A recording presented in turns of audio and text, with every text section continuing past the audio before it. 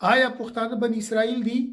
د دې سوال جواب پیدا کولو لپاره موږ داسې کوو چې موږ په دې ویډیو کې درې اړخونو یا په درې زاویو باندې نظر کوو. اولنۍ خبره به دا وکړو چې د پښتنو چې کم دود دی، کلچر دی، رسم و رواج دی،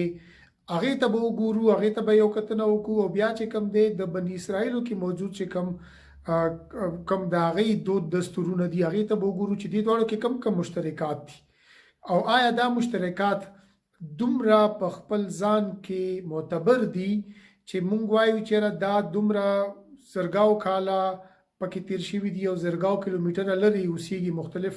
د ځمکو په حصو باندې اوسېږي، او دا دود دستور نورو خلکو کې نشته خو پښتنو کې شته، او ځکه چې دا اسرائیلیانو کې پاتې شوی دی نو دا د دې خبرې طرف ته یو اشاره ده، یو ثبوت دی. نو مونږ به اولنی نظر چې کوم دی هغه د کلتوري مشترکاتو باندې وکړو. دویم چې کوم دی هغه مونږ وګورو لرغوني پیژندنې باندې، چې وګورو آیا د پښتنو په علاقه کې چېرته چې پښتانه پاتې شوي دي هلته کې آیا داسې آثار شته، داسې مقامات شته، داسې آبادۍ یا غیر آبادۍ چې اوس نه دي موجودي، هغه شیزونو د هغې څه نشانې شته کوم چې مونږ ته دا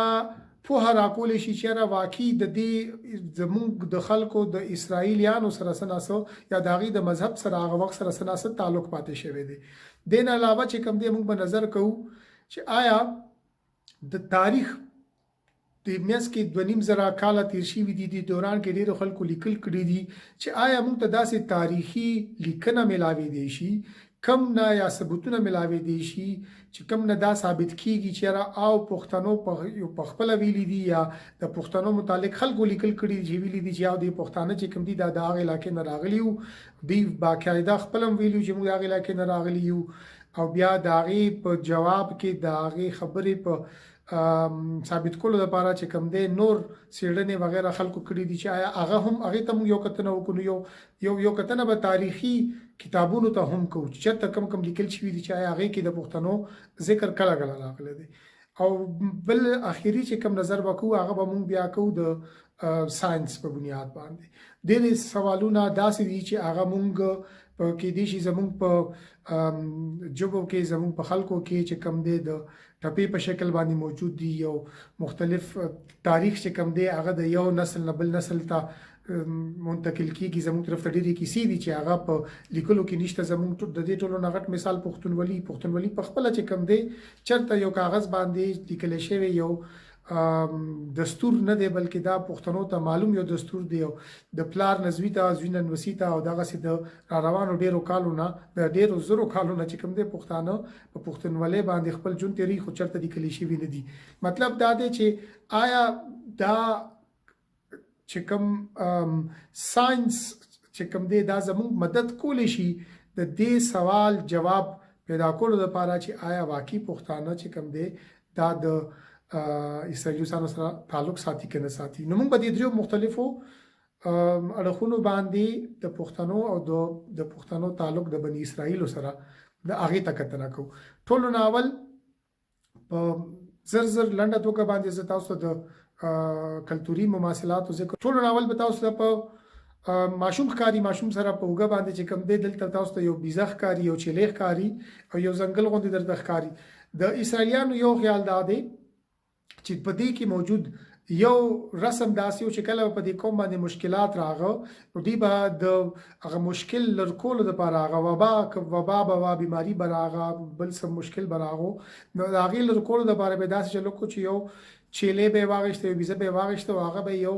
ځنګل کې همدغسې پرېښوه، یو قسم ته یو قربانۍ کولو یو طریقې کار و. او دی وایي چې دا کلچر چې کوم دی پښتنو کې هم پاتې شوی دی. دی اشاره چې کوم کوي هغه یوسف زو ته کوي. ما یوسف زو نه تپوسونه کړي دي ډېرو خلکو په سوشل میډیا په واسطه باندې، هغې خو څوک هم دا نه وایي چې دی کې دا کلچر داسې موجود و چې چېرته دی د مونږ ته دومره پته ده چې مونږ د تور چیلي یا د یو چیلې راواخلو حلال یې کړو د هغې صدقه غوندې کوو، هغه د مذهب په بنیاد باندې کوو، خو هغه مونږ چېرته خپل د کلچر سره تړلی یو رسم و رواج په طور باندې هغه مونږ نه دی کړی. دویمه خبره چې کومه ده هغه د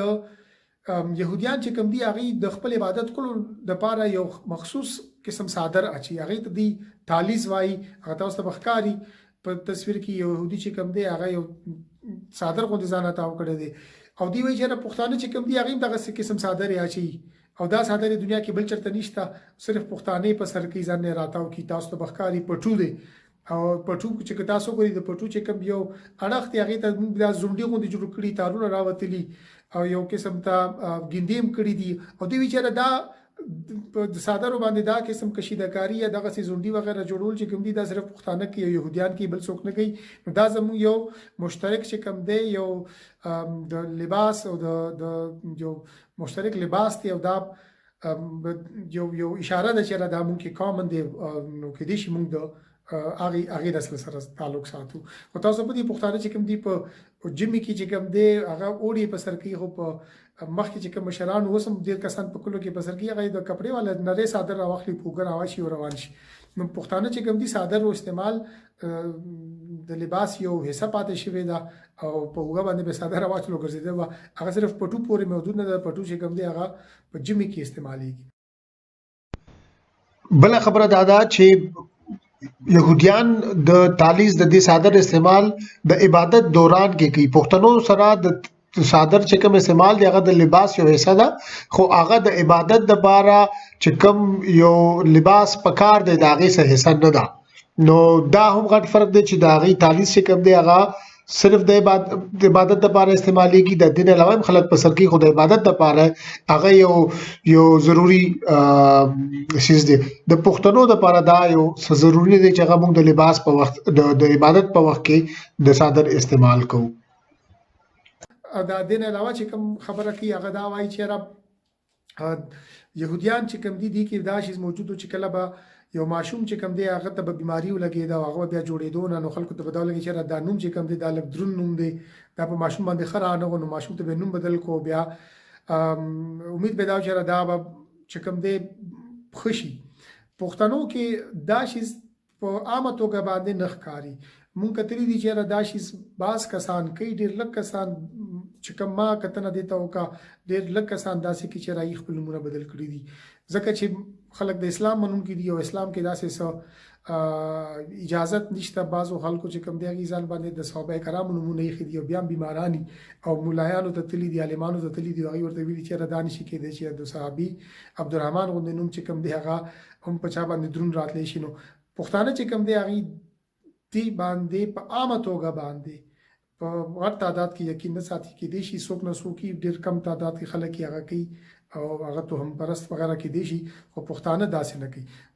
بل خبره چې کومه دا هغه د پښتونولۍ سره تړلې د ننواتې خبره ده دی وایي چې موږ کم کس چې زمون کور ته اجرې ته کلی ترانه وته او وی چې ماته پناه پکار ده خو دې کې چې د هغه پناه غشتو په وجه باندې چې کم د هغه قربانه دي دا هغه کم کور ته ننوتي هغه خلک هغه ته مشکل جوړې دي شي غټ مشکل جوړې دي شي هغه مجبور دي چې د کسته پناه ورکړي او د دې نه کته نظر چې را دا کس چې کوم دی او خسړې دی کو بد سړې دی خو هغه ته دی پناه ورکړي يهوديان دا وایي چې دا کار چې کوم دی زموږ په کلچر کې هم شامل دی او موږ هم خلکو ته پناه ورکو بل خبره چې کوم دا هغه کوي چې موږ د جمعې په ماښام باندې چې کوم دی شمع بلو پښتانه د شمع بلولو والا چې کوم رسم دی هغه ډیر کم دی پښتنو کې تاسو ته با کې دي شیخکاری د شهیدانو په مزارونو باندې یا په قبرونو باندې یا د بزرګانو په قبرونو باندې خلکو شمع بلی کړي دي خو په عام قبرونو باندې به تاسو ته شمع وغیرہ نخکاری خودي دا وایي چې موږ دا شمع کورونو کې هم بلو نو پښتانه داسې نه کوي د دې دا خیال چې دا یو کامن یو مشترکه دود دی خدا ما نه دی خیال چې دا ممکن مشترک دی دین علاوه هغه خبره کوي چې غټ وخت پرې خو له تاسو پته چې صرف د مسعود او وزیر کوم زمون قبایلی رونه دي صرف هغه چې کوم دی غټ وخت پرې دي او دین علاوه که تاسو افریدیانو ته وګورئ نو افریدیان چې کوم دی هغه په دې مشهور ځکه چې دا غي د پټکی وهلو لونګي وهلو طریقې کار او هغه د لپاره ضروري او چې دی به دا وخت کټ کول نو دا دی به گنجانو ټول به وخت به ټول کل کړیو نو پښتنو کې په غټه توګه باندې عامه توګه باندې هم داسې شی موجود نه دی خو دا دی چې په وزیر او مسجدو کې دا وخت غټول شته په يهوديانو کې دی وایي چې يهوديان چې کوم دي د سایډ د دواړو اړخونو ته کونسه غونډې د وختونو جوړ کی راپری دي نو دا د دې یو مذهبي او کلتوري او دود دستور د دې کې او د ویجا پښتنو کې موجود دی خو څنګه ما وی پښتنو کې په ټولو پښتنو کې نه دی بعضو خلکو کې د شي موجود دی خو هغه یو غټه اشاره یا وجه نشي کې دا وایي چې کله پښتانه جمعات کې ناستي او خپل عبادت کې نو دی خپل جسم چې کم دی هغه مخ کې رستو بوزي څنګه چې تاسو ویډیو کې ښکاری مدرسه کې ماشومان ناستي او چې کله د قرآن پاک تلاوت کی لګیا دي یا زده کړه کی ناظره کی باز کسان پکې حفظ کوي نو هغه خپل جسم چې کم دی مخ کې رستو بوزي راولي دی دا وایي چې را په يهوديانو کې هم دا شیز موجود دی او په دنیا د نورو څومره مذهبونو دی هغه کې دا طریقې کار نشته چې دی خپل جسم چې کم دی هغه داسې قسم خوځي زما خپل خیال دا دی چې پښتانه د عبادت په وخت کې جسم نه خوځي بلکې چې کله موږ باندې وړاندې نو ډیر ساکت ولاړیو او نه خوځو دا صرف هغه وخت کېږي چې کله یو ناظره روانه ده هغه د عبادت د باقاعده عبادت د منځ یو حصہ نه ده بلکې هغه د یو لست عمل دی هغه کې کوي خو د دې داخله چې دا دنیا کې بل څوک نه کوي او صرف دا دوه قومونه کوي دا دوه خلک په قسم خلک کوي نو دا هم یو مشترکه دود دی کم چې د خبرې ته نظر کوي چې را کې دي چې پښتانه د بنی اسرائیل او د نسل سره همدغه سي ډیر نور د پښتنو کې موجود د پښتونولۍ سره تړلې مختلف دود رسم او رواج ته يهوديان اشاره کوي چې دا په ممکن شامل دي یو مثال دا دی یو بل مثال دا دی چې څنګه پښتانه خپل خزو باندې غیرت کوي او ورسره سختی کوي همدغه قسم سختی چې کوم دی په يهوديانو کې موجوده ده یو مثال بل داور کی چې پښتنو کې چې کله د یو خزي خاوند مرشي نو بیا خزه چې کوم دا خپل لیور ته واده کیږي وې دا دستور او دا رسم رواج چې کوم دی دا په يهوديانو کې هم موجود دی بل مثال دا ورکی چې پښتانه چې کوم دی د ماشوم د پیدایش په اومه ورځ باندې اغا سنت کوي نو دا چې کوم دی دا هم په د يهوديانو کې دا رسم رواج موجود دی